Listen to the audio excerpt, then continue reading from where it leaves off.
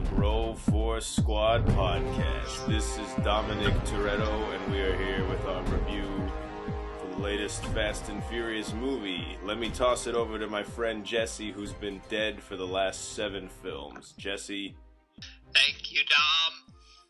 We are here to review the movie of... Fate of the Furious?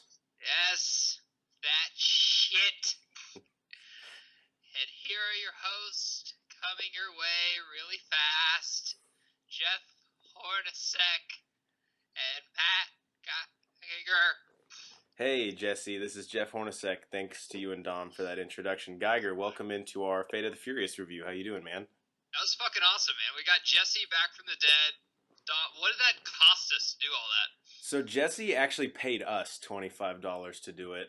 Standard fee. Yeah, Dom Toretto was a little expensive because he made us buy his appearances in bulk, so we had to purchase 10 of them for this. Like a Costco deal? Yeah. It was like 10 or no deal? Pretty much. But guys, we are the Bro Force Squad podcast. Thanks for tuning in. We just got back from Fate of the Furious, directed by F. Gary Gray, the latest installment in the Fast and Furious franchise. And if you've not listened to our reviews before, we like to break things down into 5 categories: acting and cast, story, plot, best scene, any lasting impact, and rewatchability. So Geiger, let's jump right into it with our first category, acting and cast. What do you got? Well, Jeffrey, thank you for kicking it to me first, and excuse me for taking the cherry on top of our little ice cream sundae, but I like to talk about the star of the film. Vin Diesel is the fucking man in this. He carries the movie. He is the action star of our time, and with a name like Vin Diesel, he was just like born to be a fucking action star. Well, he is fantastic in hang this on, movie. Geiger, I mean, his real name isn't Vin Diesel, right? Like, that's his actor name. Like, what do you mean? Like, his real name is, I think, like Mark Sinclair. Vin Diesel is just his, like, stage name or his acting name. What the fuck? How long have you known this? Like 5-10 years? I don't know, like a while. When were you going to tell me? I just told you. I don't know. I thought you knew. I didn't think So, I've not even a Fast and Furious fan. You are, and you made me watch 8 of these fucking movies in a week, and it's all been a lie. Does Banner know about this? Probably. I don't... So what are you saying? Like your last name in Hornacek? Okay, let's go on to acting cast for Fate of the Furious. Shit. Yeah, what do you have Mark for Sinclair? Mark Sinclair? So basically, I've been drinking Coronas, driving cars 80 miles over the speed limit, and fucking my wife for Mark Sinclair, not Vin Diesel, for the last week. I think I'm gonna have to confirm Cool. that. Yeah. Well, okay. So the acting and cast of Fate of the Furious. What do you got? Charlize Theron does a fantastic job playing Cypher. Hillary Clinton. So she did awesome. I was really into her character. Do you have anything to add on her before we move on to anything else? I think of all the villains, she actually had the most dialogue of any of them in like the past 4 or 5 movies, so that was kind of cool to see them focus on her. I liked her in this movie, personally. Yeah, she was fantastic.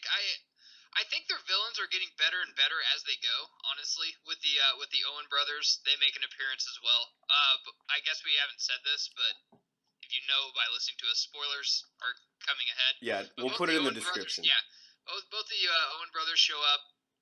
They do a fantastic job, but the villains are definitely getting good as they go. Another actor I'd like to talk about is Scott Eastwood. Actor? He should try directing or being a conservative, because he definitely didn't get his father's acting gene. Because he is fucking terrible in this. I'm sorry. I didn't even know he was his son until afterwards, and I'm just like, okay, now I know why you're in the movie. And then I read a review on how he came up the hard way through Hollywood, which I don't see how that is. I know he's in Gran Torino, and I don't know what the hard way is, who he had to blow to get in this movie, but he's fucking terrible. And that's something to say for a Fast and Furious movie too. Yeah, gave one of the worst performances in this franchise ever, and that's pretty much all I'll say about that. It's a Fast and Furious movie, so you know most of the cast from previous installments. The story and plot, I'll go first. If you go into a Fast and Furious movie, I don't want to hear people complain about the story and plot. Know what the fuck you're walking into, okay? Know what you're going into. I know you're going to do it anyway, because you have to, Geiger. But for me, this gave me all I needed. In fact, at times it was a little too complex. I'm like, yo, we get it. Just set up the action set pieces. They'll give you a few of the character sprinkles here and there. I mean, this kind of reminded me a little bit of Fast Six, where they're kind of chasing the MacGuffin the whole time, and it's like a cyber terrorist, which is kind of where this franchise has gone. I don't understand half the shit they're talking about half the time, and I don't need to because it was awesome action. So I'm not going to compliment the story plot, but I have no issues with it. What do you think? Spoilers. Spoilers. So, Dom has a son. That's why he turns, because you can't turn your back on family Unless it's for family. Family. And he doesn't have a son with Michelle Rodriguez. He has a son with the other chick he was tapping that was a cop. Can't remember her name. She's a co-op. So that's why he turns. The biggest part I hate about these franchises is that Jason Statham joins the team. I know he killed Han, but that doesn't fucking matter. He's a good guy. Jesus, let him in. Just misunderstood. And the red-haired guy from Game of Thrones makes an appearance. He kills the chick that has Dom's kid. Thank God, because if not, in Fast 9, he'd join the fucking team too. Because every villain Charlize Theron will be on the team in 10. I guarantee you she will. That's the only problem I have with these, is that every villain just joins the team again. Kevin Durant. He killed family. Kevin Durant should be the next villain, because all they do is just fucking join the team who beats him anyway. So that would... Exactly. Me and Jeff are not related, but if Jeff kills my cousin, in a year he will be part of my family, if this was Fast and the Furious. I'm pretty sure that's how it works. The story was awesome. Just keep going. I don't want to say anything. All right, third category, best scene. This is the type of movie and the type of franchise that actually makes this pretty tough to decide each time, because they always have fucking awesome action set pieces and some pretty funny characters. So Geiger, what was your favorite scene in Fate of the Furious? From Fast and Furious 1 through 8 now, I've never had problems with the directing. The directing is fantastic in this movie. It's a summer blockbuster written all over it. I'm going to take the best scene, though, just straight up comedy, because I didn't have as fun in this movie as some of the others, just because I love Vin Diesel in these, but he's kind of the villain in it. The Rock coaching his daughter's soccer team was absolutely fucking hilarious, and he kind of taps into his Samoan culture and just totally freaks out the other team. And then another FBI agent goes and tries to recruit him, and he's just like, listen, this is the fucking championship game. I'm the coach. I don't even want to hear about this. I laughed throughout that whole scene. I think there's another scene I laughed through, but I think you're going to take that one. So that's a segue to you. That was a great scene. And I liked how it was at the beginning. It kind of like set the tone. Hey, there's going to be a little bit of levity here. My favorite scene was actually one of the last in the movie. And again, spoilers for all this, but it is when Deckard Shaw infiltrates Cypher's jet and is rescuing Dominic Toretto's yet-to-be-named son, and he's basically assassinating and murdering all these secret agents while he's like talking to the kid and also protecting him while the kid listens to Alvin and the Chipmunks on a pair of headphones. And it was awesome because, first off, that baby was like one of the happiest babies I've ever seen in the fucking movies, which is good because, as we've seen most child stars in Hollywood, in about 10 or 11 years, he's going to have an awful heroin addiction and his life will be ruined. That baby outacted Scott Eastwood. 100%. So that was my favorite scene, and it's one that I can't wait till it gets up on YouTube because I just want to watch it. That is a fantastic... I was laughing the whole time, for sure. That was a great scene. Impact on pop culture. This is one that I'll knock out real quick. I don't think there was much at all. I don't really know where the franchise is going after this. There's a couple things set up. We don't have the emotional send-off to Paul Walker that we had before.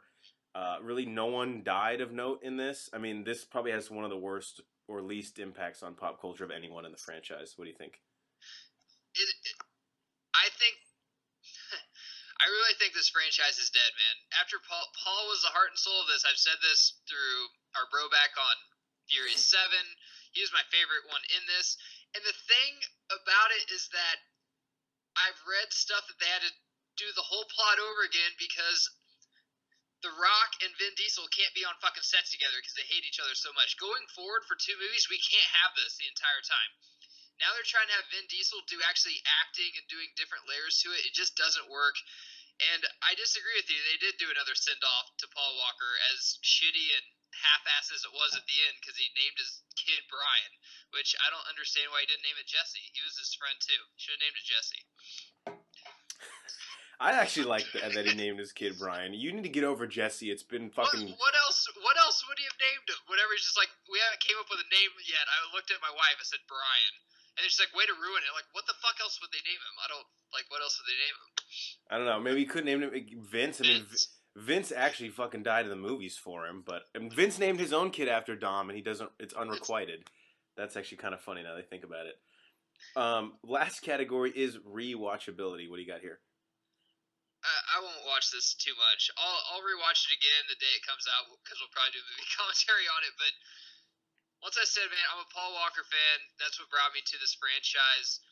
It just sucks that I understand the Rock side and Vin Diesel side of the whole feud they're in, but it just doesn't work when they're not on scene together. They're the two biggest stars in the movie. They need to be on scene together, either working with each other or being a villain against each other. But if they don't tie up this whole feud they got, these next two films are not going to be good. And this film was just like maybe a C+ for me.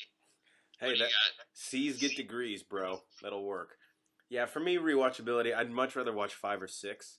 But this had some awesome action set pieces, and one thing I think F. Gary Gray did was there was a lot of like hand-to-hand fighting in this, and in addition to all the car action set pieces, and obviously the ridiculous one at the end in Russia. So that stuff will be fun to go back and revisit, but this isn't a movie that I'm like, okay, that needs to be in my Blu-ray collection. Can we go outside the box and do one more criteria? Please. Where do you see this franchise going? Like, bold predictions. Where do you see this franchise going?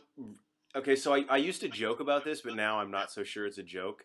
Dude, one of these movies we're going to be in space. And we're going to hear Dominic Toretto say, don't worry, we're going to use the moon's gravity to slingshot back to Earth. I don't know. Space is probably a joke, but I'm just trying to think. The only thing they can do now, because they can't keep making it bigger, like they're literally at the point now of launching nuclear missiles when we went from street racing to this. I think you got to go smaller. They have to do something with like the characters. They won't. So, I don't know. The sky is the limit. They can't go smaller after what they've done. They're going to be driving submarines, dude. I really think, yeah, the submarine scene was a little much for me. Any summer blockbuster should not be taking place in Russia. Can I say that? Yeah. Like the desert I get and stuff, but I think they're going to drive so fast they go back in time in 10. And it's going to be awesome. And Jesse's going to come back and be like, Dom, it's you're back in time. And he's going to say the prayer again. It's going to be fucking awesome, dude. Jesse will know that he's from the future the second he shows up. Yeah, he has ADD, but he's really smart. He'll know that he's Dom from the future because Dom in present tense would be 40 pounds overweight wearing white jeans. So Jesse will. All right, well, we always like to end on a high note, so that is what we will do. Guys, we have been the Bro Force Squad. Thank you for listening to our review of Fate of the Furious. For Matt Geiger, I'm Jeff Hornacek. Be sure to check us out on all our platforms. Broforcesquad.com has all our content. Subscribe to us on YouTube and iTunes. Bro Force Squad, 3 words. Give us a like on Facebook and follow us on Twitter at Bro Force Squad. For the whole crew with Dominic Toretto, we are out. Love you, too. Just something about movie reviews that Tom's media.